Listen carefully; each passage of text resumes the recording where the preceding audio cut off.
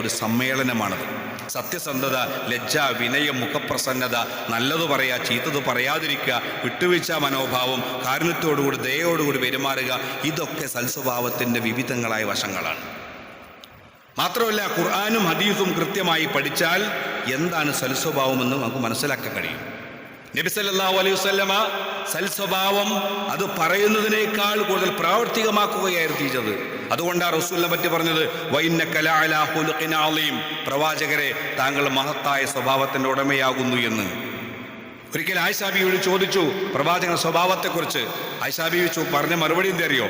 ഖാലത്ത് ELISA തഖറഉൽ ഖുർആൻ, അല്ല നിങ്ങൾ ഖുർആൻ വായിക്കലില്ലേ? അൽ ഖുർആൻ വായിക്കലില്ലേ? ഖാല ബല ഉണ്ട്. ഖാലത്ത് ഖുലുഖുൻ നബി കാന അൽ ഖുർആൻ, എന്നാ പ്രവാചകന്റെ സ്വഭാവം അത് ഖുർആനായിരുന്നു എന്ന്. ഖുർആനായിരുന്നു. ഖുർആന് പഠിക്കുന്ന